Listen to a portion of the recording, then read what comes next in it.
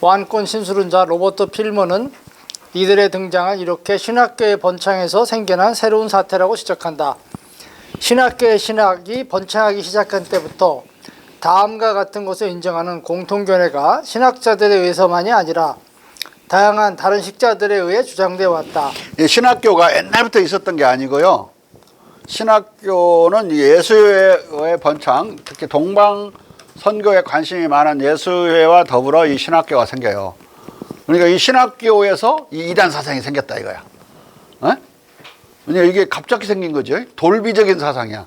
돌멩이가 날아들어서 유리창 깨트리는 건 식으로 그런 식의 사상이기 때문에 이건 지금 왕랑파고 로버트 필머는 중요한 그쪽에 쓴 신학자예요. 최고 가는 신학자인데 신학자가 냄새를 딱 맡으니까 이교적인 사상인 거야.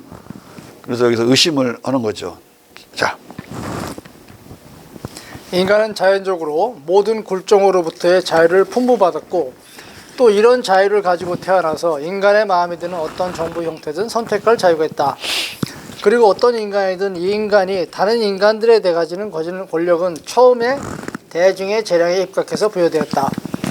필머는 여기서 분명히 자연적 자유와 왕권 민수론의 공통견해가 신학계의 신학이 번창하기 시작한 때부터 주장되기 시작했다고 언명하고 있다.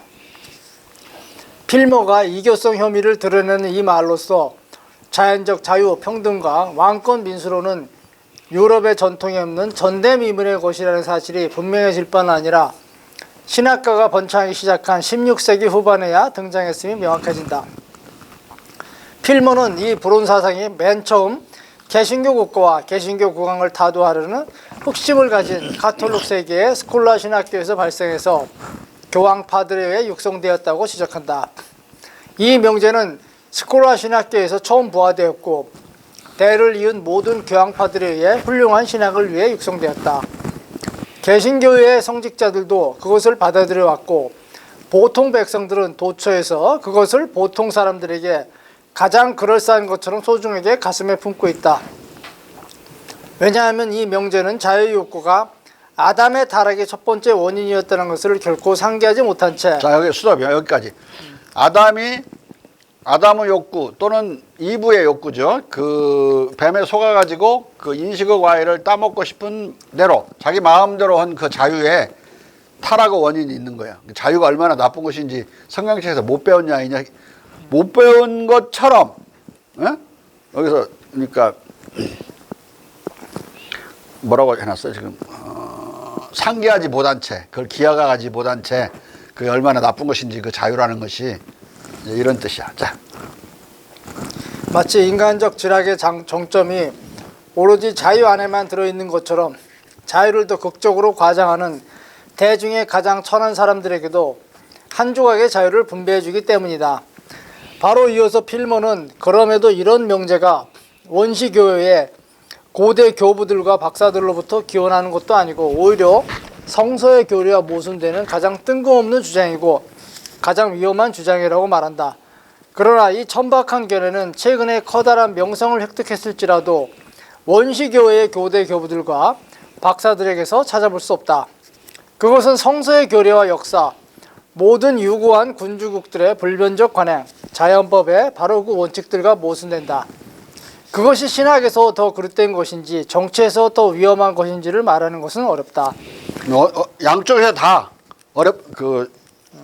위험하고 그릇된 것이다. 양쪽에서 다. 어느 쪽이 더 정중을 따질 것이 없이 따지는 게 어렵다 이 말은. 근데 여기서 지금 쭉 나열하는 것 안에 이 전통 안에는 자연적 자유평등 또는 본성적 자유평등이라는 사상이 없다는 이야기죠. 이 사람이 막 그렇게 말하고 있지 내가 주장한 게 아니라. 자, 극동 유교국가에서는 백성의 자유와 평등은 말하지만 임금의 자유나 양반의 자유를 말한 적은 없어요. 단 한 번도 없어. 글조각 한 조각도 나오지 않아. 서양은 맨날 귀족의 자유, 귀족끼리의 평등, 군주들끼리의 국제적 평등 이런 말은 해도 백성의 자유와 평등이란 말은 또 단 한 구절도 없다. 이게 완전히 정반대의 세계야. 극동과 극선은 정반대의 세계가 같아질 때까지 한 200~300년이 걸린다. 왜? 그들이 우리를 소화할 때까지는 오래 걸리니까. 예? 극동만 금방 혁명이 나고 금방 발전하고 서양에 뒤처진 세월이 한 5, 60년, 100년 있었다 하더라도 금방 따라잡고 그런 것은 양쪽의 DNA가 비슷하니까 그런 거고 그런 정도라면 우리는 더 많이 앞질러 가죠. 서양보다 더 민주적이죠. 한국 같은 데가. 아니 저 문재인 대통령이 자기 아들한테 그 수석보좌관 자리 주고 사위한테 주고 그러면 어떻게 되는 거야? 탄핵. 박근혜 대통령 그 친한 그 여자는 친척도 아닌데 완전히 공동지갑으로 몰려가지고 탄핵당하는데 이런 측면에서 훨씬 더 민주적으로 더 철저히 진행될 수 있었던 것은 그런 유교 문화적 생활 기반이 있었기 때문에 가능했고 공산혁명도 다 유교 국가에서 일어나요. 왜냐하면 이 서양에 뒤졌는데 한 80년, 100년 공산혁명을 해버리면 걔네들 아예 앞질러 가버리는 거 아닌가? 칼막스 이론에 따르면 그래요. 딱 읽어보면 속아갖고 그렇게 할 수가 있어. 근데 역성혁명이 가능한 그 땅은 그런 문화를 가진 땅은 유교밖에 없잖아요. 유교 지역에서만 혁명이 난 거야. 중국, 월남, 여기 북한 이런 데서만 혁명이 난 거라고. 러시아에서는 너무 못 살아서 난 거고 그 자본주의 국가도 아니었잖아. 예? 그래서 지구 인구의 거의 3분의 1이 공산화되는 이유가 그 3분의 1 지역이 유교 국가에 있어. 근데 이제 나중에는 지금 다 돌아와가지고 공산당이 공자당인지 공산당인지 모르게 지금 바뀌어가고 있는데 안 그럴 수가 없지. 저희들이 가보니까 아니거든. 유턴하는 거지 뭐. 북한만 저거 유턴도 못하고 계속 가지도 못하고 어떻게 할 수가 없는 파탄 상황이죠. 월남은 미국하고 화해해버리고 중국과 싸우고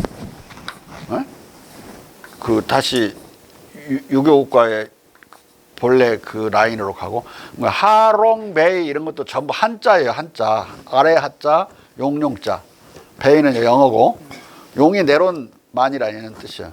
그러니까 거의 그들도 400년 정도 유교국가로 살았기 때문에 망하고 안남이 망하면서 프랑스에 의해서 거기 왕족들이 한국으로 망명 신청을 많이 해요. 근데 고종이 받아들여서 암남 사람들이 우리나라 사람 된 사람 많아요. 그때 그 월남이 실함되면서 그 지역에서 혁명이 나고 공산혁명이 그 월남의 공산혁명도 전혀 거의 소련의 정신적 지원 외에는 받은 게 없죠. 근데 혁명을 해내고 일본군을 몰아내면서 중국도 사실상 중국의 힘으로 혁명을 했는데 그 꿈으로 했지만은 모택동 사상은 완패해버리죠. 등소평이 다 철거해버리고 개혁개방으로 갈 수밖에 없었던 거예요. 예? 그러면서 이제 공자를 다시 부활시키는 방향으로. 모택동이 있을 때는 공자상을 무너뜨리고 공자의 그 상을 마창을 뚫어가지고 부르마에 싣고 다니면서 공자 때문에 나라가 망한 것이냐. 공자 때문에 혁명을 해놓고 자식들이 공자 때문에 망했다고.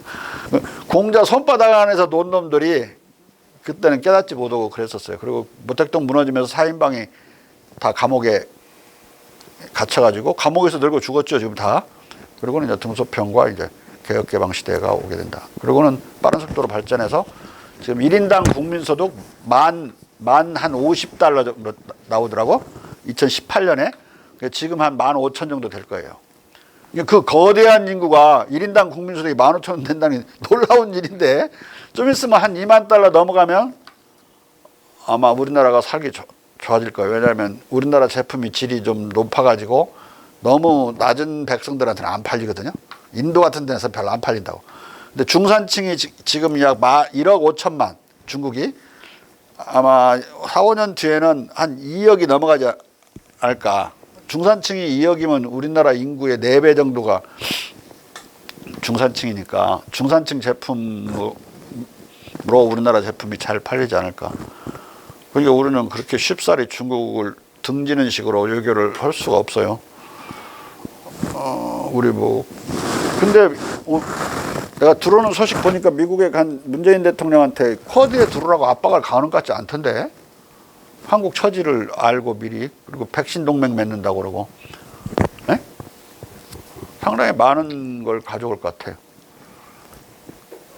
정식으로 정찬 디너 얻어먹고, 햄버거가 아니라 일본 놈들 햄버거 얻어먹고 와가지고 햄버거 정상회담을 했는데 정찬 정상회담을 하고 정식으로 또 그때 연설도 하고 그럴 것 같아요. 오늘 저녁에 아마 뉴스 잘 들어보세요. 상당히 많은 걸 얻을 거라고. 또 그러면 지지도 또 오를 것 같은데? 지금 가만히 있으니까 좀 올랐거든. 자, 예. 이것은 신학적으로 그릇되기 짝이 없고 정치적으로 위험하기 짝이 없는 이 자연적 자유평등태제와 왕권 민주론이 히브리이즘 전통에도 없고 유럽 군국주의 전통에도 없고 군주국의 전통, 유럽 군주국의 전통. 군주국의 전통에도 없고 전통적 자연법 사상에도 없는 갑자기 돌출적으로 날아든 돌멩이 같은 돌비적 사상이라는 말이다. 돌비적이란 말은 신채호가 쓴 말이에요. 이렇게 말하고는 이 명제를 대변하는 그 주범들로 부캐넌, 파슨스, 벨라르민, 칼뱅 등을 단숨에 열거하고 있다. 하지만 이 독트린의 근거 위에서 예수의 회원들과 제나바 계율의 다른 일부 열성 추종자들은 둘 다 백성 또는 대중이 군주가 국법을 위반한다면 군주를 처벌하고 면직할 권력이 있다는 위험한 결론을 만들어 왔다. 네, 폭군 방벌론이죠. 예.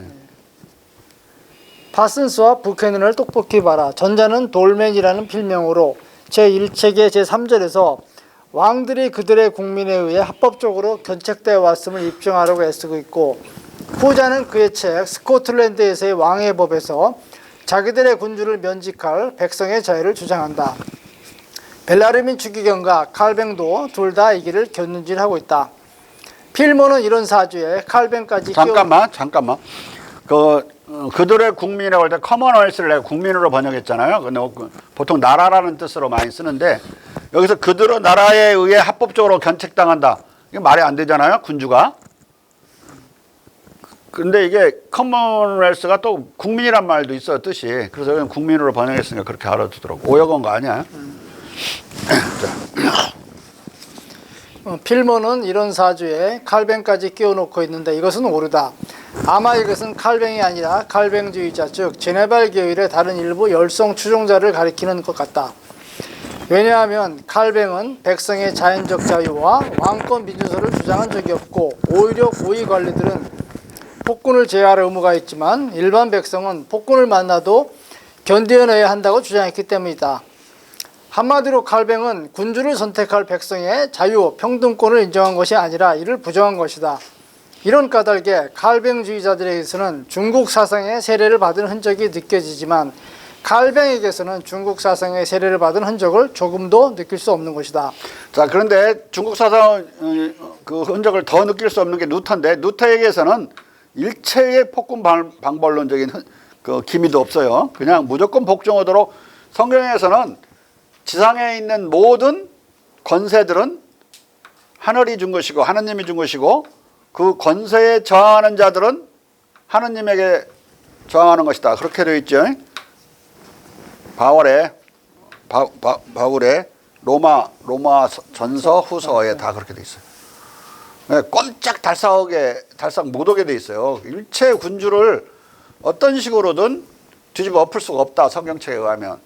성경이 가르치는 것은 차라리 폭군들이 박해를 가한다면 그걸 견디는 거, 그래서 순교하는 거, 그게 예수 그리스도가 간 길을 따라가는 길이고, 그게 그리스도인의 길이라고 그렇게 해석을 해요.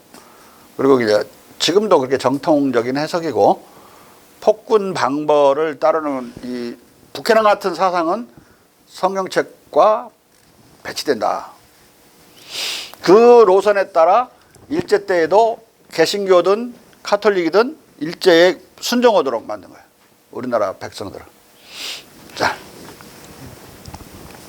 한편 필모는 프란시스코 수아레즈도 왕권 민수론의 대우에 끼워놓고 있다.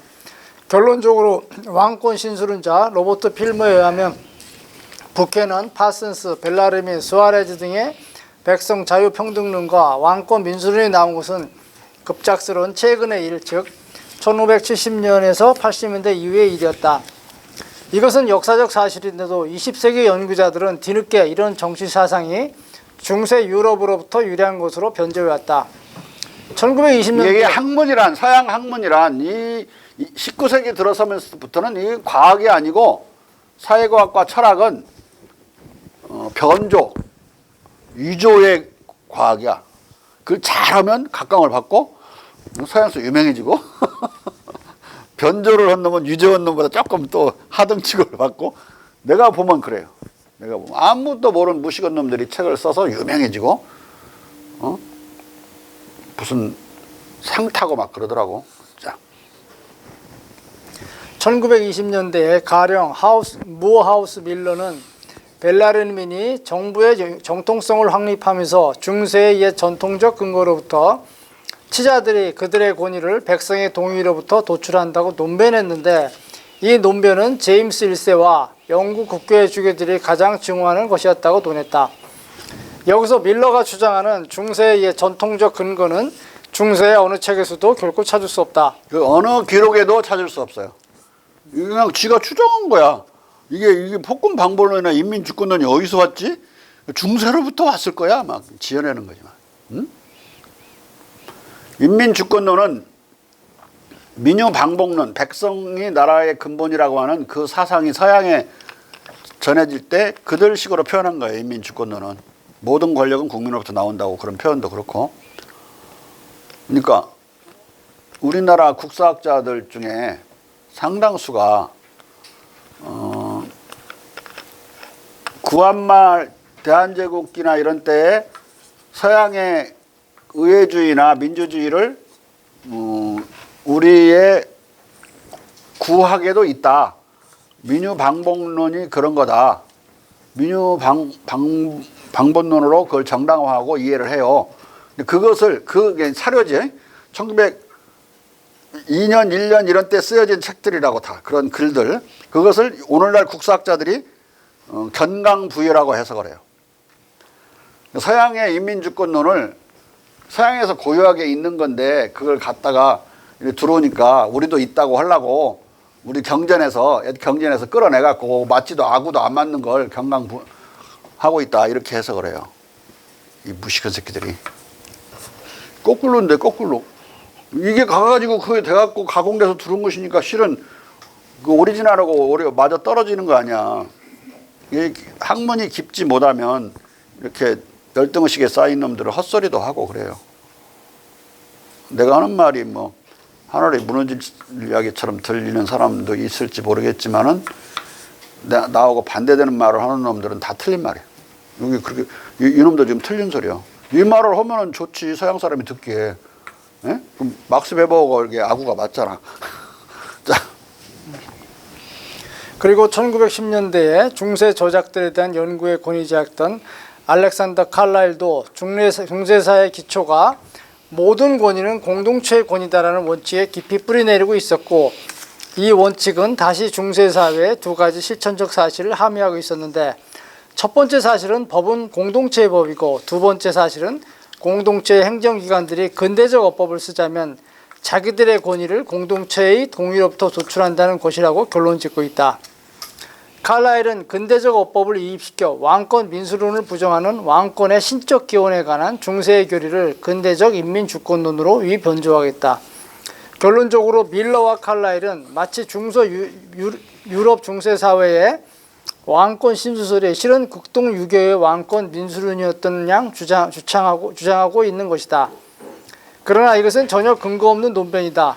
중세의 저작에는 그것이 아우구스티누스 계열의 책이든 아퀴나스 계열의 책이든 이런 전거가 전무하다. 그래서 필모가 자연적 자유, 인민주권, 왕권, 민수로 등을 갑작스런 돌비적 사상으로 간주한 것이다.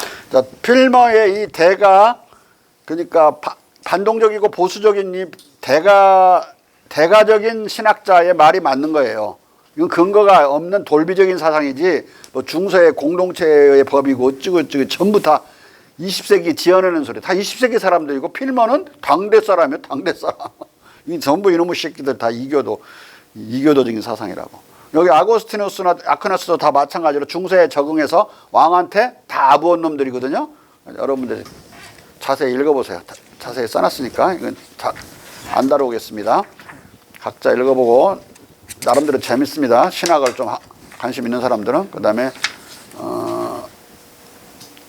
건너뛰어서 그리고 중간에 뭐 자세하게 또는 뭐 구구절절하게 스코틀랜드 왕권이라는 그 부캐넌의 책을 내가 분석해놨어요. 각자 다 읽어보시고 다만 이 책이 나오면서 어떤 일이 벌어졌는가 정치적으로 역사적으로 중요하기 때문에 439페이지 또 다루겠어요. 스코틀랜드 왕권의 이단성 1.3. 네, 스코틀랜드 왕권의 이단성, 판금과 분서.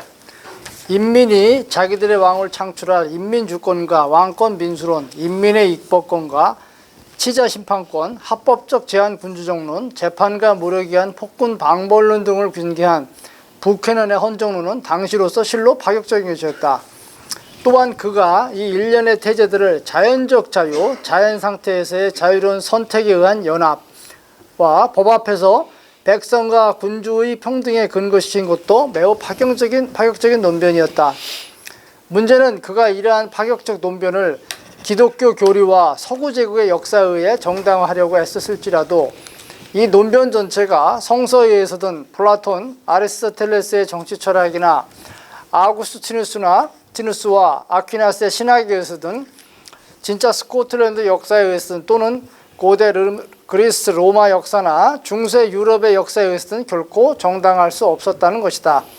그의 주장들은 단순히 파격적인 것이 아니라 스코틀랜드 의회와 교회가 공의 경기를 일으킬 정도로 심각하게 이교적, 이단적, 돌비적이었기 때문이다. 경기 일으키는 내용이었지 그게 어디서 정당화될 수 있는 어떤 근거를 갖고 그런 내용이 아니야. 경기나 딱 읽어보면 경기나서 이 새끼 니는 누구야 잡아 죽여야 되겠네 이 생각만 딱 들게 만든 책이었어요.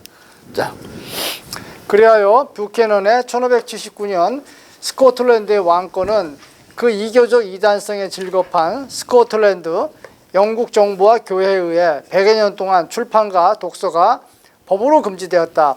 1584년 스코틀랜드 의회는 이 책이 나오자마자 이 책의 판매, 소지, 독서를 금지하는 법률을 입법했다. 그리고 우리나라에서 그 1980년 70년, 80년 이런 때에 브론몬서 소지체에 의해서 읽지도 않았는데 갖고 있다는 것으로 감옥 가고 그랬던 기억이 나죠. 그런 완전히 이 불온 사상 책이야 이게 지금 우리 공자님 말씀이 불온 사상이 돼버린 거야 가갖고 참 재밌는 일이죠. 그리고 스코틀랜드 장로회는 인민주권론과 찰스 1세가 강요한 스코틀랜드의 국교화의 성공회와에 격렬히 반대하면서도 의회 주권과 제한 군주론에 동조해서 청교도 혁명의 의회파로 참여했지만 국왕과의 화평을 추구했고 결국 크로멜의 독립파와 대립했다. 격렬한 대립 끝에 장로파는 1648년 몰래 국왕을 탈출시켜 국왕을 중심으로 제2차 내란을 일으켰다. 크로멜의 신영군은 잉글랜드로 침입하던 스코틀랜드군을 프레스턴에서 격파했다. 1649년 1월 청교도 의회가 찰스 2세를 처형하고 대귀족들의 소굴인 귀족원을 폐지하고 영국을 귀족공화국으로 전환했다. 그러나 스코틀랜드의 왕권에 대한 법금 상태가 느슨해지는 분위기는 조성되지 않았다. 그러니까 이게 청교도 혁명이 이제 완전히 성공했잖아요. 그리고 공화국이 선포됐는데도 이 책의 판금은 풀리지 않았어요. 그럼 어떻게 된 건지 알겠지? 이거 귀족들을 타도하는 책은 안 돼, 이거. 자. 스코틀랜드는 아일랜드와 더불어 찰스 2세를 왕으로 추대하고 청교도 혁명군에 대해 1651년 10월까지 항전을 계속했다. 따라서 스코틀랜드에서는 영국과 무관하게 스코틀랜드의 왕권은 더욱 엄히 금지되었다. 그리고 크로멜의 귀족공화국도 수평파의 인민주권적 주장만 탄압하는 것으로 그친 것이 아니라 스코틀랜드의 왕권의 법금도 굳게 견지했다. 1660년 왕정이 복구되자 1664년 스코틀랜드 의회는 오히려 85년 전에 출판된 스코틀랜드의 왕권의 법금을 재확인했다. 하지만 옥스퍼드 대학교는 왕명에 따라 왕정 복구의 절정기인 1683년에 이 책을 아예 분소 처분해버렸다. 물론 청교도의 수평파들은 중국 관련 저작들과 함께 뷰캐넌의 스코틀랜드의 왕권을 지하에서 거의 읽었음이 틀림없다.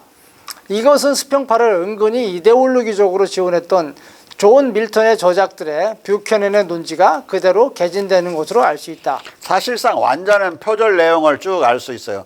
그러니까 앞에 내가 분석하는 거 있죠. 스코틀랜드 왕권 그 부분을 각자 다 읽어보라고. 그러면 나중에 밀턴을 보면은 내용이 막 중첩돼. 근데 각주를 전혀 달지 않았어. 예? 자.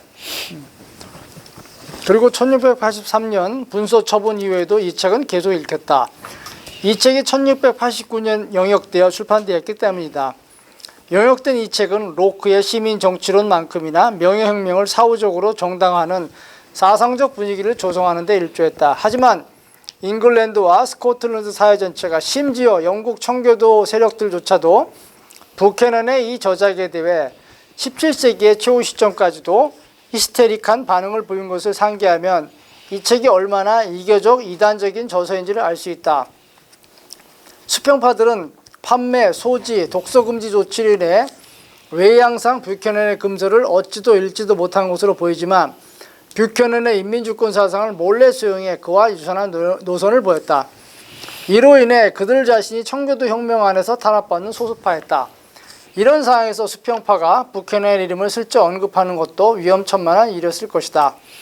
주운 글씨가 된 뷰캐넌이라는 이름과 그 저서는 명예혁명 후에도 정서적으로 금기시되었다. 이것은 존 로크가 왕권 신수설을 논파하고 명예혁명을 옹호하게 쓴 통치 이론에서 자연적 자유평등 개념을 수용했으면서도 파슨스, 벨라르민, 수아레즈 등의 카톨릭 예수의 신학자들의 인민주권론과 반정 논반이 아니라 칼뱅주의자 부캐넌의 인민주권론, 왕권 민수류까지 전혀 언급하지 않는 것에서 짐작할 수 있다. 오히려 벨라름이라는 이름은 나오는데 부캐넌은 아예 언급도 안 해버려요. 그러니까 앞에서 1689년에 출판이 됐지만 나는 이게 거의 언더 출판이 아닐까 이렇게 생각을 해요.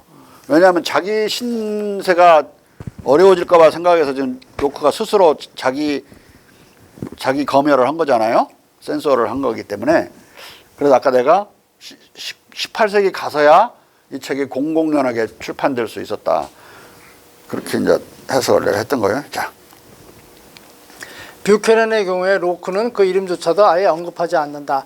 자기가 이 주운 글씨의 동조자로 비춰지는 것을 굳고 꺼려했기 때문이었던 것으로 보인다.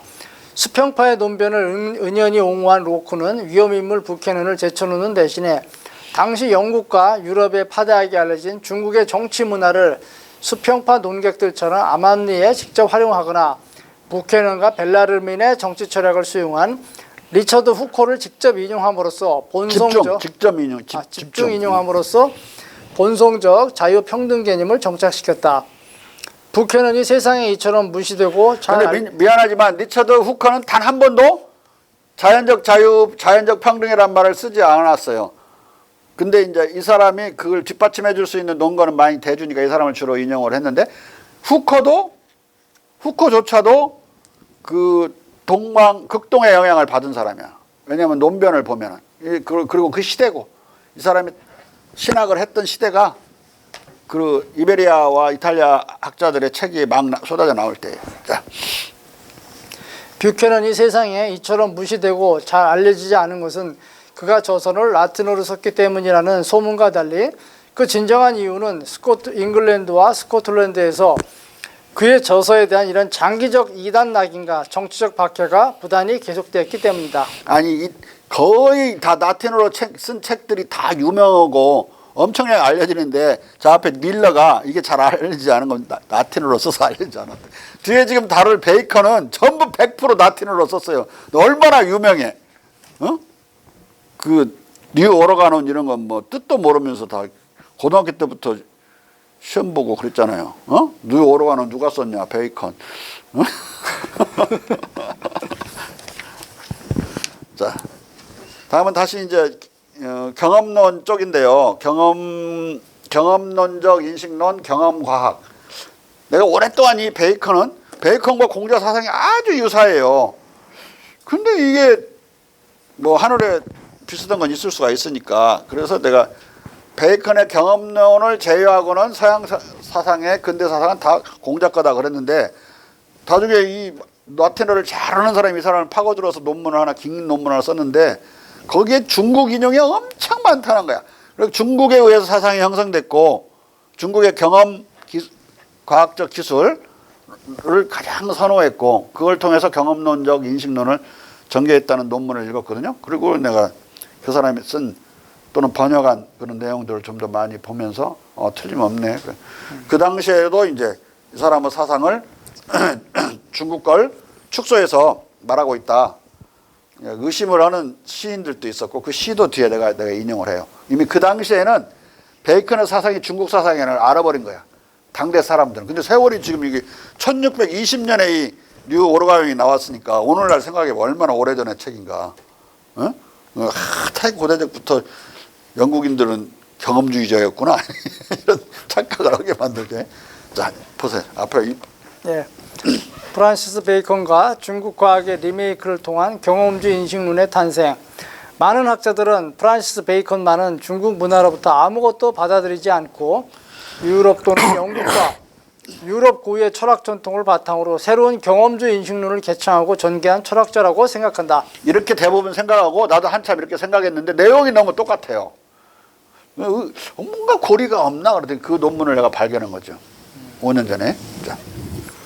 그러나 베이컨의 저작들이 더 면밀하게 연구된 오늘날 학자들은 그의 저작들도 모두 다 중국의 과학기술과 정치 문화의 영향 아래 쓰인 것으로 입증해냈다.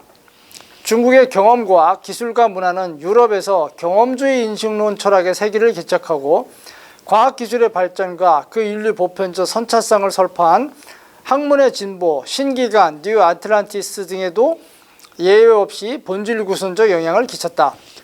뉴 아틀란티스는 그 이상국가를 기술 과학적 유토피아를 그린 소설이에요.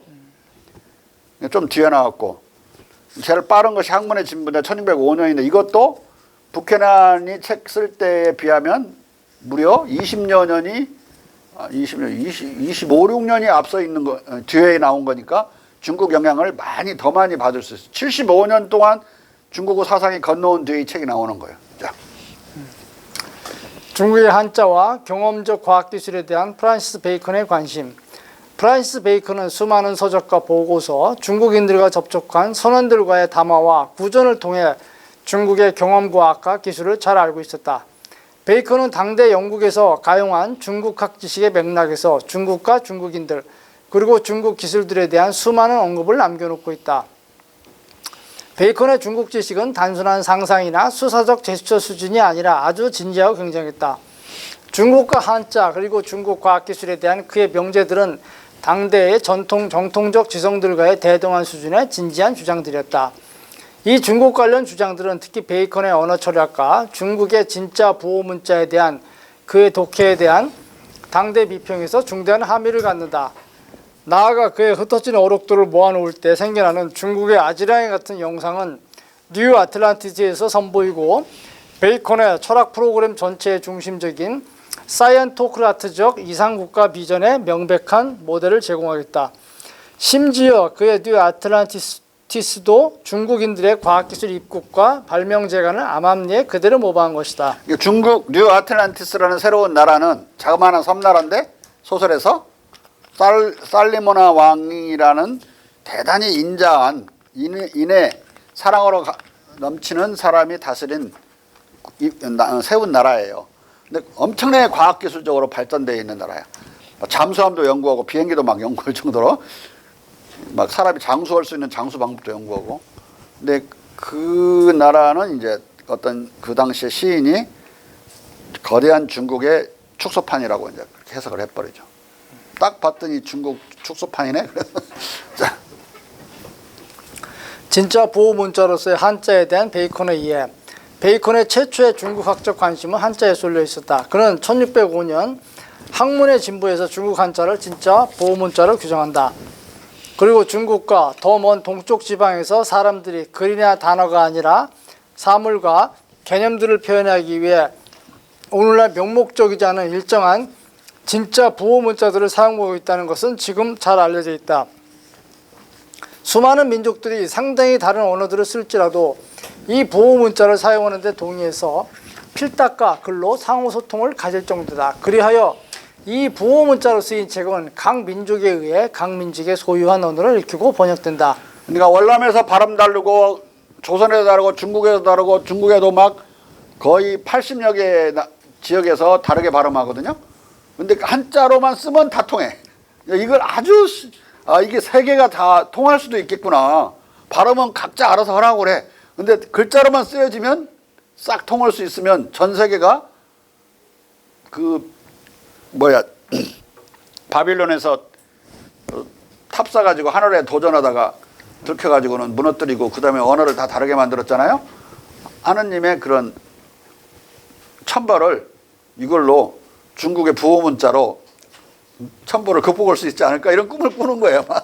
자, 베이컨이 이론화한 진짜 보호문자에 대해 가장 명확하게 기술하는 이 구절은 베이컨의 언어 철학의 요체가 되었다.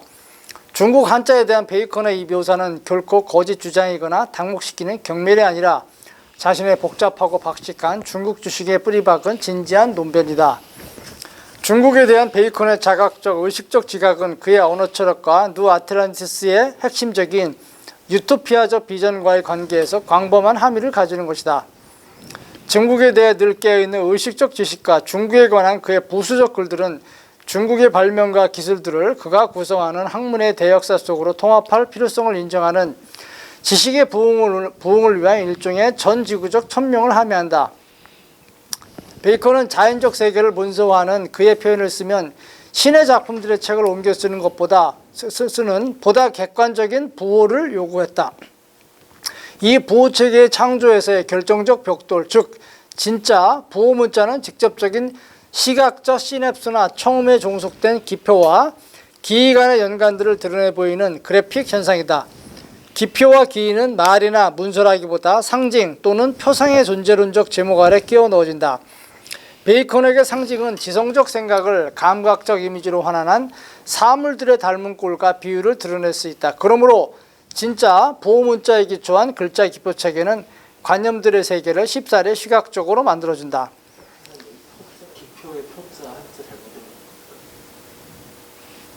나무 목자가 없어야 되는데, 그지? 잠깐만. 이거는 투표할 때 투표. 표는 그거 아니요. 저 나무목이 없는 거요.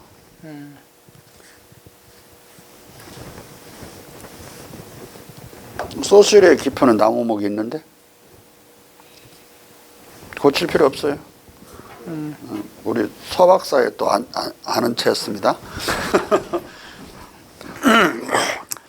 베이컨은 인말 언어와 결별한 부호체계, 즉 진짜 부호문자가 지식의 질적 개선을 제공할 수 있을 것이라는 희망을 품었다. 베이컨의 진짜 부호문자는 상상적 도피의 고한물이 아니라 세계의 먼 곳에서 쓰이고 있다고 믿을 충분한 이유가 있는 하나의 기술이었다. 베이컨의 진짜 보호문자를 언급하기 직전의 정황을 면밀하게 살펴보면 중국 한자의 모범적 중요성이 부각되어 나온다. 진짜 보호문자에 관한 기술을 출판한 1605년 직전까지 여러 해에 걸쳐 중국과 중국어에 대한 구체적 지식 정보의 조용한 보급과 유통이 런던에서 벌어졌다. 1603년 9월 11일 중국인들을 보고 온 250명의 영국인들이 런던에 귀환했다. 이들은 동인도로 많이도 보고 왔죠. 250명이 여기 모였어. 지금 중국인을 직접 본 사람들. 얼마나 관심이 많았으면 이랬을까. 자. 이들은 동인도로 무역하는 런던 상인들의 회사와의 계약하에 제임스 랑카스터가 이끈 첫 항해의 생존자들이었다. 랑카스터 선단은 후추 이상의 것을 가지고 돌아왔다. 그들은 중국인들이 후추 무역을 주름잡고 있어서 한자가 통상적으로 쓰이는 바타비아, 자카르타에서 무역한 경험을 상기시켰다. 자, 자카르타나 또는 기타 그 동남아시아 지역에서는 한문이 일반적으로 무역 언어로 쓰이고 있었어요. 그러니까 거기서 중국인들이 많이 나와 있었고 중국인들 가서 본 거죠. 이 사람들이. 중국에 들어가서 봤다는 뜻이 아니에요. 중국은 전혀 당시에도 세국적인 입장을, 서양에 대해서는 문을 확 닫아뒀다고. 동아시아나 동방 전체에 대해서는 완전히 오프닝을 했는데 서양에 대해서만 자꾸 그 중국인들을 잡아다가 노예로 팔아먹으니까 문을 닫았어요. 자. 이 항해 직후 중국의 새로운 관심을 일으키는 여러 사건들이 런던에서 벌어졌다. 이 중 몇 건은 고도로 시각적이었고 또 정치적으로 중요한 맥락에서 전개되었다. 가령 중국 마사사의 가면이 1604년 신년 첫날 햄프턴궁에서 공연되었다. 또한 영국의 중국 서책들이 반입되었다. 1604년 초 보들리언 도서관의 중국 수집가는 사서 몇 권과 맹자의 일부를 소개했다. 베이컨의 학문의 진보가 나오기 전에 적어도 한 질의 중국 서적이 영국에 들어왔다. 또 수호전도 들어왔다. 자, 그러면 베이컨이 그 뉴 오르가논을 쓰기 전에, 신기관을 쓰기 전에 이미 수호전까지 들어왔으니까 얼마나 많이 알려져 있었겠어요. 이 중국이 이 베이컨 귀에. 이런 것들이 지금은 잘 많이 연구돼서 나타난 건데, 좀 전까지 라틴어를 뚫지 못해가지고 영국인들이, 라틴어 이제 도사가, 여기서 지금 룩스라고 하는 도사가 나타나서 새로운 논문이 나온 거예요. 자. 베이컨이 이 성장하는 사회적, 문헌적 의식의 그물망에 대해 무엇을 알았는지 확실히 말할 수는 없지만 그는 런던 거주자이고 토마스 보들레이와 서신을 주고받는 친구로서만이 아니라 보들레이, 왕비, 기타 대귀족들에 대한 정보 제공자들로서도 이 사건들을 알 수 있는 좋은 입지에 있었다. 또한 20여 년 전부터 대륙에서 중국 관련 서적들이 출판되는 흐름은 진짜 보호문자에 관한 그의 글에 직접적 영향을 미쳤을 것이다. 보들레이라는 사람이 처음에 도서관을 열어서 많이 확장시킨 최초로 중국 한자를 읽을 수 있는 사람이었다는데요. 그러니까 그 책을 분류해서 거기에서 비치할 정도로 이 지금 보들리언 도서관이라고 불러요. 오늘날도 보들리언 도서관은 그대로 남아요. 이름이 똑같고 대단히 유서 깊죠. 영국 도서관 보들리언 도서관은 거기에 우리 그 시대의 동방 서적들이 많이 있다고. 네. 당시 런던에서 영역 출판된 호세 데 아쿠스타의 인도의 자연과 도덕의 역사의 영역본은 중국 한자에 대해 이렇게 말한다. 중국인들은 알파벳이 없고 어떤 글자도 쓰지 않고 그들의 모든 글씨는 그림과 암호해 아무것도 아니다. 그들의 글자는 우리의 글자가 그리는 것처럼 구분들을 뜻하는 것이 아니라 태양, 불, 사람, 바다, 기타 것들과 같은 사물들의 형상과 표현물들이다. 이 인용문은 베이컨의 진짜 보호 문자와 직접 연관된 것으로 보인다. 진짜 보호 문자는 그에 의하면 시장의 우상, 즉 언어담화 공동체의 애매모호한 사실 왜곡으로부터 해방시켜준다. 자, 여기 이 말이 어려울 텐데 실제로는 굉장히 어려운 말이에요. 일단 시장의 우상이란 통용되면은 다 진리인 것으로 아는 거야. 시장에서 팔리면 다 진짜 상품인 것처럼 알듯이 가치가 있는 걸로. 근데 시장에서 팔리는 것이 다 가치가 있는가? 뭐 마약도 팔고 뭣도 팔고 다 법적으로 금지된 것도 막 팔리고 그러죠. 가치가 전혀 없는 것도 막 요새 뭐 가상화폐인지 뭐니 그런 것도 팔려고 그러면 다 가치 있는 거야 그게? 하루아침에 똥값 돼버리고 막 그러는데 그런 시장에 통용된다고 그래서 다 가치 있는 건 아니다. 이제 그런 뜻이 들어있어. 시장의 우상이니까. 이건 뭘 공격하려고 하냐면 언어를 공격하려고 베이컨이 쓴 말이에요. 4가지 우상 중에 하나야. 언어는 뭐냐면 언어가 있다고 그래서 그 언어에 대응하는 사물이 존재하는 거 아니지. 근데 그런 걸로 착각을 해. 가령 도깨비라는 말이 있으면 도깨비가 있나? 그 대응하는 실제가? 없지? 있다고 올라오네. 자, 그럼 천사 말에 대응하는 천사 본 적 있어? 그 형상을 그릴 수가 없어요. 그리고 다 신도 마찬가지, 뭐 다 마찬가지. 도깨비만이 아니라 기타 뭐 볼 수 없는 것들로 말로 표현된 것들 많죠. 또 잘못 쓰여지는 것도 많아요. 촉촉한 눈이라고도 하고 젖은 빨래, 젖은 얼굴, 젖은 뭐 기타 불. 근데 영어로 wet fire, wet clothes, 다 wet란 말로 다 통일시켜버려요. 불이 젖어버리면 어떻게 되는 거예요? wet fire? 말 되는가? 근데 영어로는 있어요. wet window 쓰고 창문이 젖었다고 쓴다고. 젖었다는 말이 거의 무경계로 막 쓰여지는 이 현상도 언어가 우리를 속이고 있는 거라고. 실제로 그런 것이 아니죠.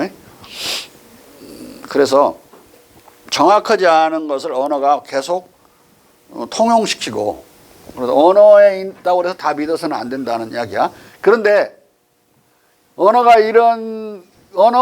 그러면 우리가 속지 않으려면 정확히 개념 정의를 해가지고 단어들을 사용해야죠. 개념으로 사고하는 게 학술인데, 문제는 그 개념도 언어로 되어 있다는 데서 이제 또 한계에 부닥쳐서, 가령 칼막스의 상부구조, 토대와 상부구조. 실제로 우리 사회가 토대와 상부구조라는 2층짜리 건물로 존재하나? 안 그렇죠. 근데 비유란 말이야. 근데 개념이라고 막 써. 토대? 그러면 무슨 밑바닥에 흙토쳐 써갖고 토대잖아. 상부구조는 위에 있어야 되고, 이게 비유적으로 사고를 해서 개념을 만들었기 때문에 언어의 또 한계에 또 갇혀 있어요. 아무리 정밀하게 데피니션 해 들어가도. 자, 그래서 근데 한자는 그렇지 않다 이거야. 천사를 본 적이 없으니까 그 한자에 천사라는 그 형상이 없잖아요. 모르니까 모른다고 그럴 수는 있어도 그 형상이라는 부호 문자가 없어. 예? 그래서 이건 진짜 진리를 표현하는 언어라고. 바벨탑 이전의 언어. 그런 책도 나왔어요. 존 웹은 책 제목이 그러죠. 중국어 유구성, 바벨탑 이전에 아담이 쓴 언어. 바벨탑을 쌓아가지고 하늘에 도전하다가 무너뜨려 버렸죠. 하나님이. 그래서 무너진 그 제민족이 이제 인간이 단아버지 못 오도록, 단아버니까 자꾸 이 자식들이 기어 오르니까 언어를 다 다르게 만들어갖고 이제 제민족을 분할시키고 분산시켜 버린 건데, 그러기 이전에, 바벨탑 이전의 언어는 통일된 하나의 언어였을 것이다. 그 통일된 언어는 누가 쓰시던 언어냐면 아담이 쓰시던 언어야. 그러니까 책 제목이 그런 거예요. 중국어 유구성, 바벨탑 이전에 아담이 쓰던 언어를 언어로서 이제 한자에 대한 연구 뭐 이런 거 제목이 부제가 그렇게 돼 있어요. 그러니까 한마디로 중국의 한문을 17세기에 대단히 많은 석학들이, 서양 석학들이 아담어 언어로 알았다. 네? 자, 우리는 아담어 언어를 배우고 있었던 거예요. 조선 사람들은. 자. 네, 아코스타의 한자 묘사는 에스칼란드의 중국 항해론에 의해서도 뒷받침되었다. 이 책은 1579년에 영역되었다. 에스칼란테는 한자를 이렇게 설명한다. 중국의 백성들은 그들의 ABC에서 아무런 글자도 없다. 왜냐하면 그들이 쓰는 모든 것은 형상들에 의하고 고안토라고 부르는 하늘을 이를 뜻하는 하나의 형상에 의해 의미하기 때문이다. 그리고 그들이 몬타이라고 부르는 왕은 바로 그것이다. 그리고 유사한 질서로 서로 다른 5,000개 이상의 부호 또는 형상을 그들은 아주 쉽게 만든다. 나는 한 중국인이 그것을 쓰는 것을 보았고, 나는 그에게 일정한 이름들을 써보라고 요청했는데 그 형상들은 이해하기 쉬웠고, 우리의 부호에 의해서처럼 그들의 형상에 의해 산술적 어떤 계산 방법을 합산하거나 그만두는 것이 쉬웠다. 자, 여기서 어디서 어느 지방에서 발음을 하는지 관트라고 썼어요. 첸을 지금 정식으로 표현할 때 하늘천자를 중국 발음으로 치엔이라고 표현해요. 첸.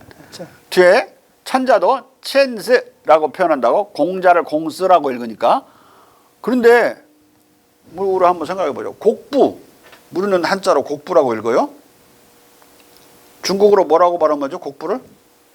그 곡자, 곡조 올 때 곡자, 굽을 곡자.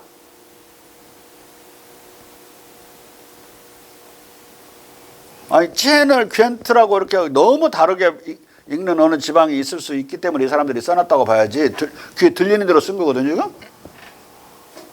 곡부를 중국 표준 발음으로 취푸라고 발음해요. 부는 비슷하다고 볼 수 있지만 곡하고 취가 뭐가 비슷해? 하나도 안 비슷하죠. 그렇게 우리는 어느 지방의 그 구불곡자의 음을 따온 거예요. 어느 지방에. 우리나라의 한자 음은 원래 중국의 언어는 현재는 4성체계지만 5성체계였던 게 원래 중국 한자예요. 우리는 5번째 발음으로 되어 있어요. 그러니까 중국은 5성체계를 완전히 잃어버려서 5번째 발음을. 중국 학 시간에 독일 교수가 5성을 모르잖아요. 한국 사람한테 읽어보라고. 이게 뭘 어떻게 읽지? 독일에서 내가 그런 걸 봤어요. 한국 사람한테 읽어보라고 그래. 그럼 5번째 언어, 그 음을 알 수 있어. 이건 하여간 어느 지방에서 이렇게 읽은 거예요. 틀렸다고 생각하면 안 돼. 귀로 정확히 듣고 이렇게 쓴 거라고. 왜 이렇게 다르냐? 그 다른 것은 내가 아까 곡자를 취로 발음하는 이 정도 차이가 나는데 이 정도 차이는 그렇게까지 큰 차이 아니죠. 자. 여기서 문제되는 한자는 에스칼란테의 스페인어 원본에 나타난 성자의 고도 초소체다. 에스칼란테는 중국 백성들이 다양한 언어를 말하면서도 소통을 위해서 이 보호에 의존한다는 인상을 주고 마치 중국어를 배우지 않고도 한자를 읽을 수 있는 것처럼 설명하고 있다. 아코스타의 한자 설명은 다시 멘도자의 한자 설명에 의해서도 뒷받침되었다. 베이컨은 중국 한자에서 얻은 이 진짜 보호문자 지식을 뉴 아틀란티스에서 기독교적 문자기적으로 활용한다. 진짜 그 기독교적 문자 기적. 문자 기적. 네.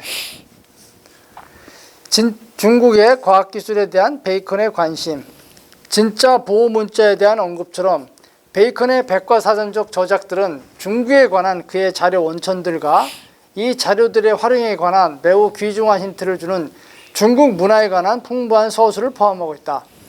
이것이 덧없는 일과적 서술이 아니라는 것은 화약, 인쇄술, 나침반의 발명과 관련된 그의 기술을 보면 알 수 있다. 그는 신기간 제1권을 마치기 직전에 한 문단에서 이렇게 말한다.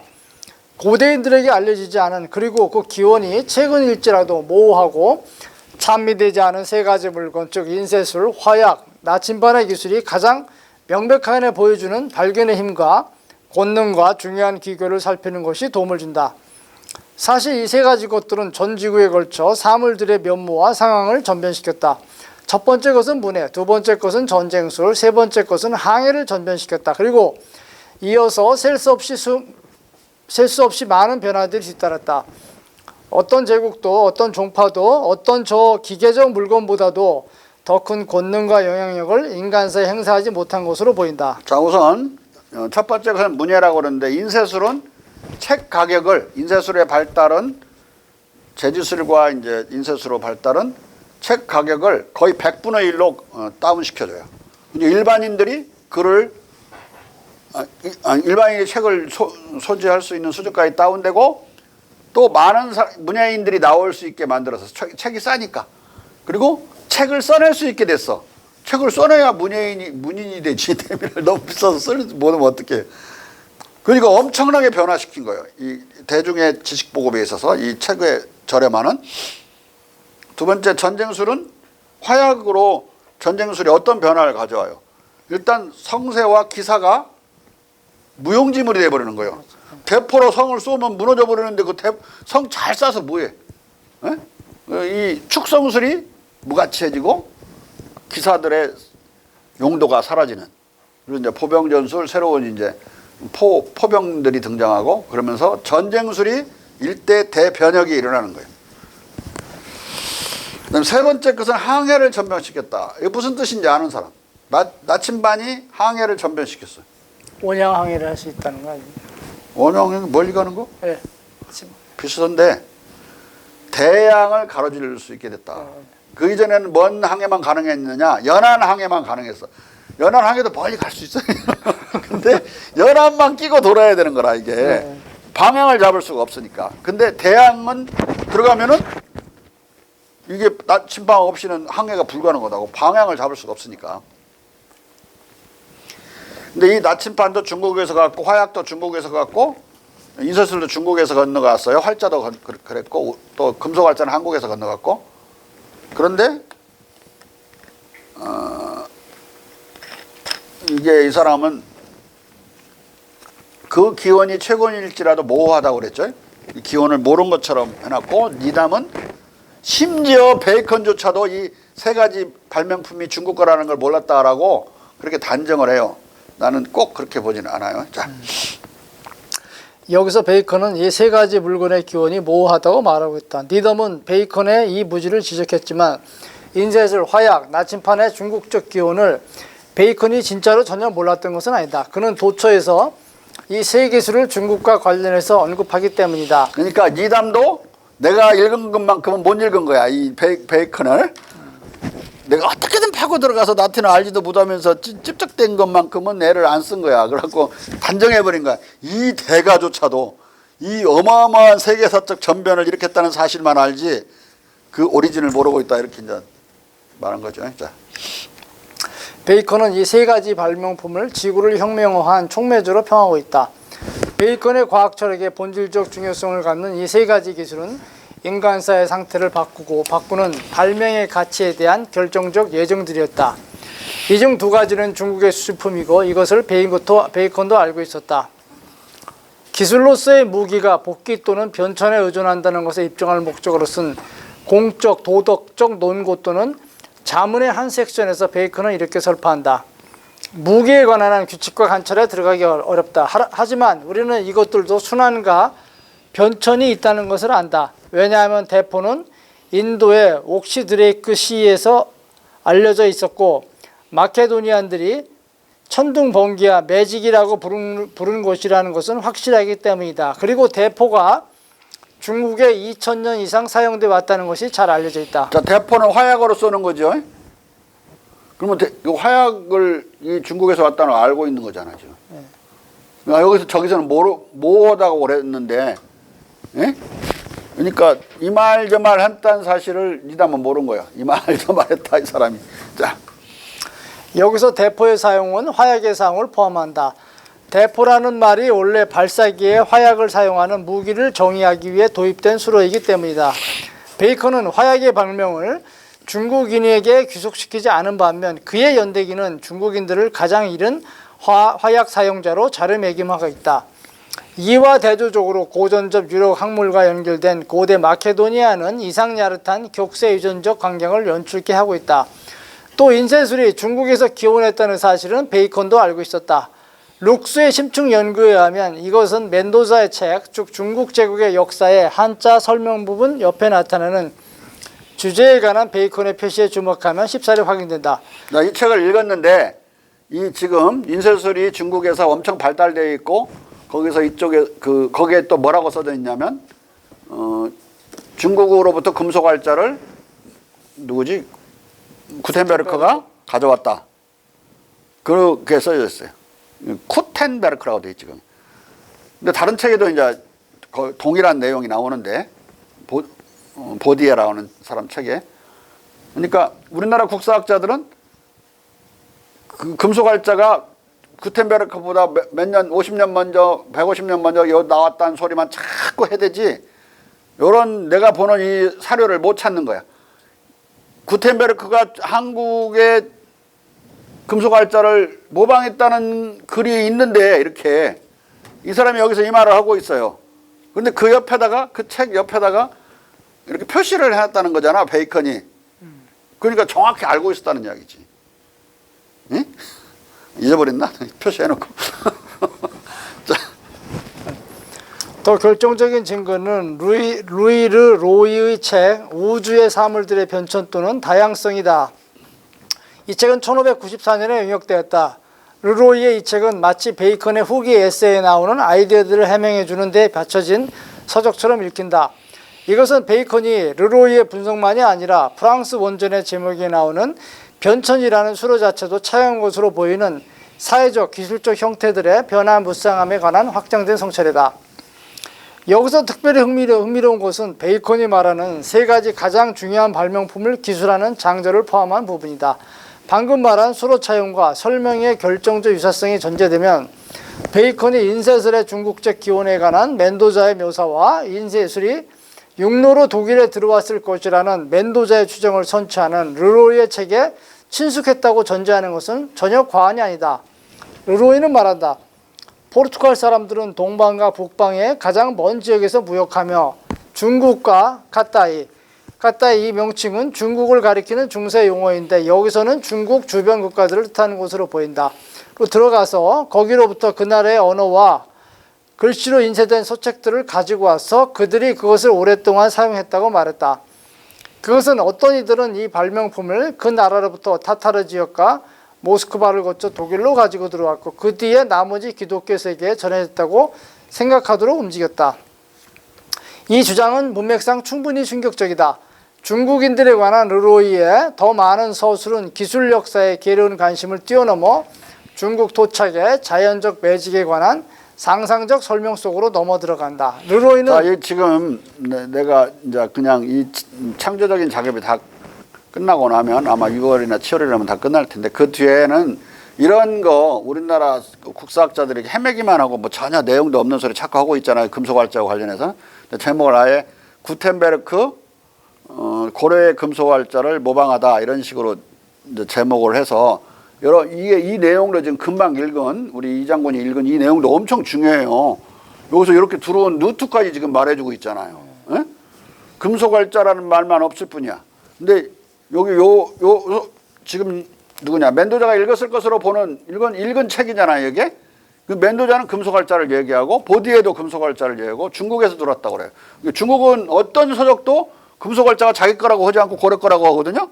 뭐 2개, 3개 이렇게 짜 맞추면은 구텐베르크는 조선의 금속활자는 보지는 못했을지 모르지만 금속활자로 찍힌 인쇄된 책을 본 거예요.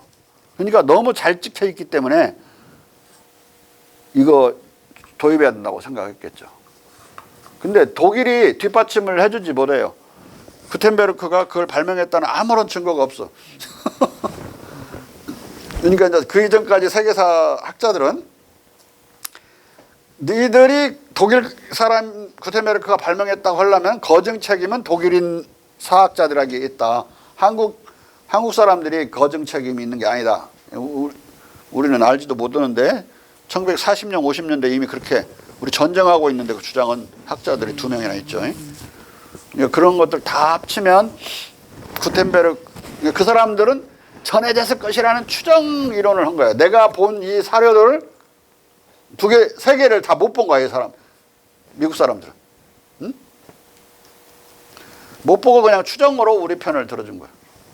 그 책도 안 읽었어, 우리 국사학자들은. 그 책의 존재를 몰라요. 두 사람 못한 허드슨 책 이런 존재를 몰라.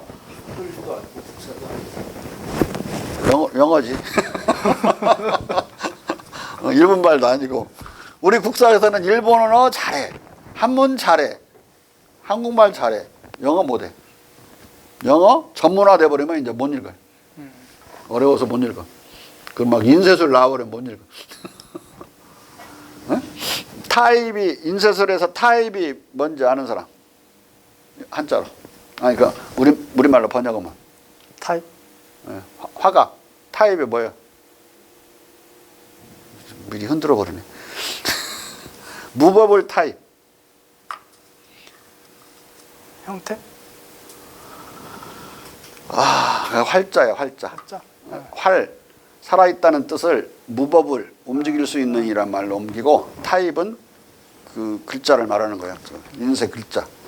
무법을 타입은 활자예요. 그러니까 한 판이 다 그냥 찍혀서 그걸 모아두는 그런 목판식이 아니고 글자 하나하나가 뭐 세종대왕이 만든 갑인자처럼 다 글자가 한자식으로 돼 있어서 책 맞춰가지고 찍은 다음에 또 다른 책 찍으려면 해체시켜갖고 다시 맞추고 그렇게 자꾸 여러 번 움직여서 쓸 수 있는 그걸 활자라고 그래요. 금속 활자는 원래부터 글자 하나하나로 돼 있었던 거예요. 예? 근데 내가 중학교, 고등학교 다닐 때 활자가 무슨 뜻인지 아는 국사학자가 없었어요. 금속 활자라고 하니까 활자인 줄 알았어. 근데 나는 계속 그냥 한 판 딱 찍어내는 그런 목판과 같은 금속 판인 줄 알았어. 그게 아니고 그런 다 이게 하나하나가 달라서 해체시키면 딴 거 만들 수 있는 그런 거였어요. 응? 그걸 무버블 타입이라고 그러고 전문 용어에 활자라고 해야 된다. 네? 메탈 무버블 타입 또는 무버블 메탈 타입은 금속 활자. 뭘로? 활자랑 활판이고요. 신문 예전에 다 그렇게 만들었잖아요. 지금 그게 논쟁거리가 아니잖아. 어디서 왔느냐가 논쟁거리인데. 아이, 잘 알고 인쇄 해본 사람이면 그거 잘한다고. 요새 인쇄 아무리 해봐도 모른다. 전부 컴퓨터가 해버려갖고. 자, 르로이는 매직을 상이한 제목으로 구분한다. 이 미신적 매직은 전통적 의미의 마법을 말하고 자연적 매직은 고대인들 사이에서 덕스러운 발명가들의 작품, 즉 과학기술을 말한다. 르로이는 부연한다. 이 덕스러운 발명가들은 자연적 매직에 의해 세계의 비밀 속에, 자연의 가슴 속에, 그리고 신의 신비 속에 숨겨진 기적들을 관찰함으로써 세계의 합치와 천지의 합의를 발견하고 상위의 것들을 하위의 것들에 적용시켰다. 이것은 플로티누스를 움직여 자연적 매직을 직업으로 삼는 마술사들, 즉 자연의 관리자들이라고 부르게 했다. 그것은 오늘날 중국과 까따이에서 많이 쓰이고 있다. 중국과 까따이는 가장 창의적이고 가장 근면한 백성이 사는 나라들이다. 그곳에서 백성들은 박식하지 않고는, 말하자면 이 매직에 박식하지 않고는 나라의 관직과 영예를 획득하는 것이 허용되지 않는다. 르로이는 중국 백성이 자연적 마술사들로서 또는 자연의 관리자들로서 세계의 비밀과 신의 신비스러운 권능을 야릇한 종합 속에서 결합하는 발명의 방법을 실행한다는 인상을 독자들에게 맡기고 있다. 자, 여기 이것만 듣고 있으면 매직과 테크닉이 구분이 안 돼요. 기술자를 마술사 또는 마법사로 이렇게 아는 거죠. 이 기술과 마법의 매직의 구분, 테크닉과 매직의 구분이 이제 근대로 넘어오는 길인데, 아무튼 처음에는 중국 사람들 전부 엄청난 마술사로 알았던 거죠. 자, 천지의 합일 또는 세계의 합치는 르로이에 의한 미신적 매직과 자연적 매직의 구분을 전 저작에 걸쳐 견지하는 베이컨의 철학의 핵심적인 세계의 질서정연한 조직화를 상기시킨다. 기술이라는 말을 안 쓰고 기술 대신에 자연적 매직, 그것은 기술이고 미신적 매직은 그냥 마술이고. 네? 네. 자연적 매직에 대한 베이컨의 접근과 살로르몬의 집, 즉 베이컨의 뉴 아틀란티스의 이상국가 벤살람의 사이언토크라트 하우스에 대한 선례를 찾는다면 중국의 자연적 마술가들에 대한 르로이의 이 묘사가 바로 그 가능성들을 담고 있다. 자, 근데 그 이상국가 이름은 벤살람인데, 뉴 아틀란티스라는 나라 이름이. 근데 그 왕이 그 나라를 지은 건국한 왕을 살로몬이라고 할 때도 있고 살로모나라고 할 때도 있고 안에서 헷갈려. 아마 자기 한번 지어놓고 일관성을 잃은 것 같은데 어떻게 말해도 한 사람을 가리킨다고 생각하면 돼. 자. 그러나 베이컨의 중국 자료원에 대한 추적은 이런 모방 사례들보다 훨씬 더 나아간다. 베이컨은 장수를 위한 중국의 연단수를 중국적 광기로 여러 번 언급한다. 근데 이게 진짜 광기라는 뜻으로 쓴 게 보다도 열광. 어떻게든 장수해보려고 하는. 근데 중국 사람들은 오복 중에 첫 번째가 장수죠. 수. 어? 인자는 요수? 요산하고 지자는 요수한다. 인자는 수하고 용자는 지자는 용한다. 날래다. 왜 지자는 물을 즐기고 인자는 산을 즐긴다고 그랬을까? 어? 뭔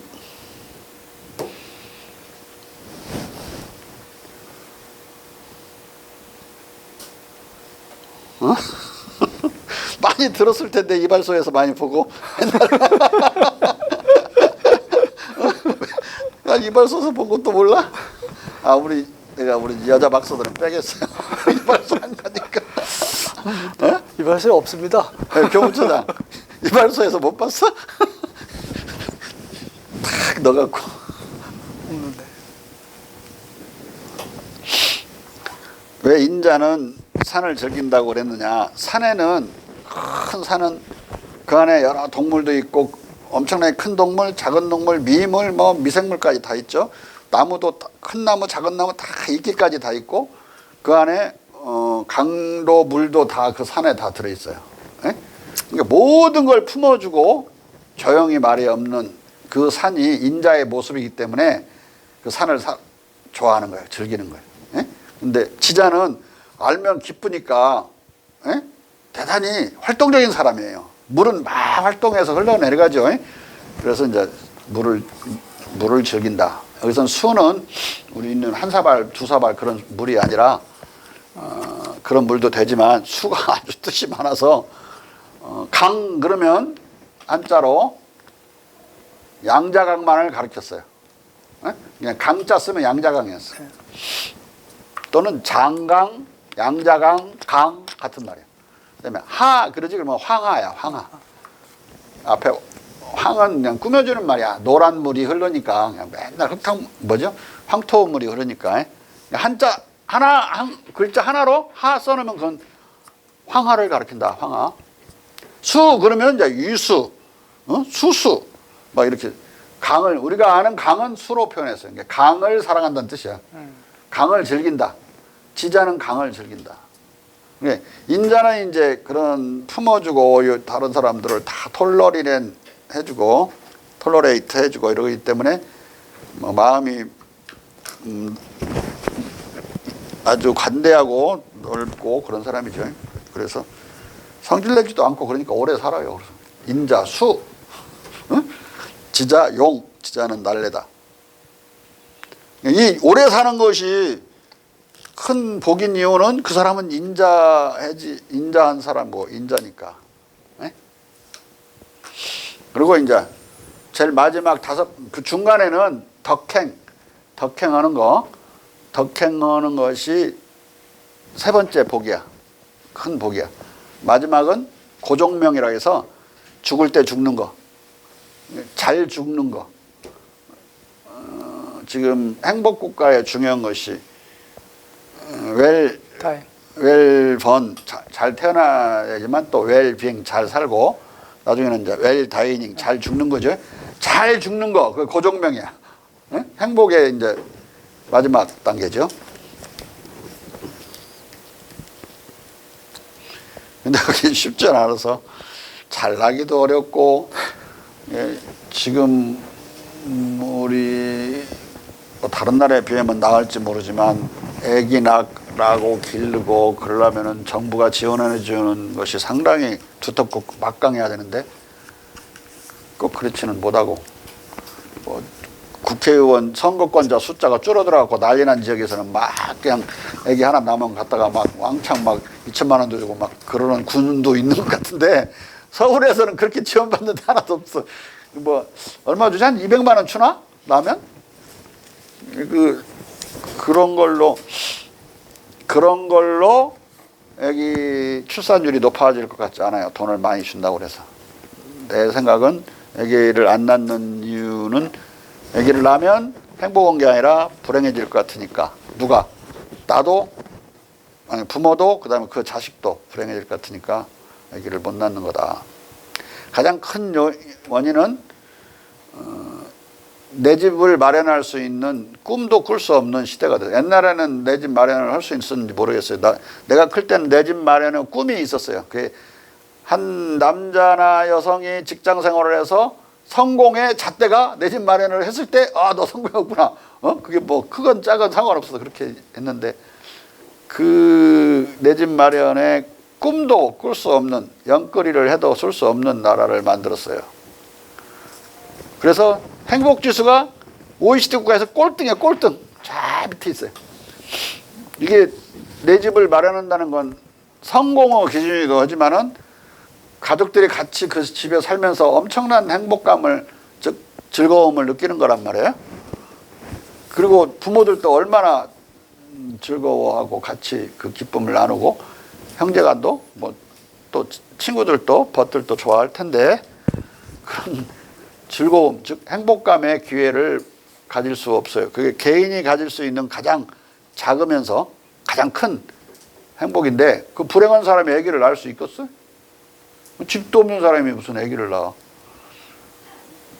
태어나면 분명히 불행할 텐데 걔도. 웰 베어링도 안 되고 웰 번도 안 되는데 어떻게 인구가 늘어날 수 있겠냐고. 지금 저 따위 정책을 쓰는 사람들은 내 생각에는 범죄자들이에요. 국민의 행복에 대한 파괴자들이야. 어? 그 집이 있어야 그 다음에 행복을 또 추구하고 그럴 수도 있고 그런 거지. 집도 없는데 무슨 집도절도 없는 사람을 우리가 표현할 때 제일 불쌍한 사람으로 표현하는데 집도절도 없는 사람이 무슨 아기를 낳아. 저먹고 살기도 바쁜데. 내 집 마련의 꿈을 다시 회복시킬 수 있는 사람이 아마 대통령이 될 가능성이 크다. 꿈이라도 꿀 수 있게 하는 사람, 옛날처럼. 꿈 꾸다 보면 뭐 꿈이 잦으면 실제 현실이 되기도 하고 그러니까. 자, 좀 더 읽읍시다.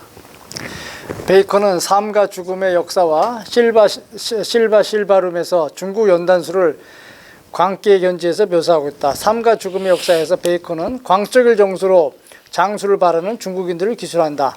이 장수 프로젝트에 대한 그의 묘사가 정당한 과목을 연출하며 이 프로젝트를 과도하게 열정적인 것으로 간주하는 반면 문맥상으로 문장의 색조가 아주 비판적인 것과는 거리가 먼다. 자기도 하고 싶은 거야.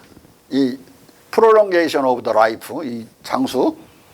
근데 나중에 보면 뉴 아틀란티스에서 그 연단수를 중국의 엄청난 발명 기술로 거기 전시해놔요. 중요한 기술들 발명자들의 이름과 함께 전시하는데 이것도 전시되는 거 보면은 긍정적으로 파악한 거예요. 표현은 광기라고 표현했지만. 자. 삶과 죽음의 역사는 수명 연장을 위한 수많은 다양한 도식들을 계략하고 그 목적을 베이컨의 유명한 지식의 부흥에 최고 가능한 목표를 화려하게 설정하고 있다. 그리고 문맥상으로 보면 그는 중국 연단수를 과도하다고 여기는 반면 그것을 적절한 목표이자 방법으로 염두에 두는 것처럼 보이다. 그리고 수명 연장을 슬그머니 뉴 아틀란티스의 연구 프로젝트에 집어넣었다. 베이컨의 이 중국 광기적 자료 원천은 멘도자의 중국 제국의 역사이거나 마테우 리치의 중국인들 사이에서의 기독교 포교였을 것으로 분석된다. 그러나 이것으로 베이컨의 자료 원천이 끝나는 것이 아니다. 베이컨은 그의 생존 기간에 영국에서 출판된 50여 권의 중국 관련 서적과 보고서들을 거의 다 참조했을 것이다. 자, 오늘 여기까지 하십시다.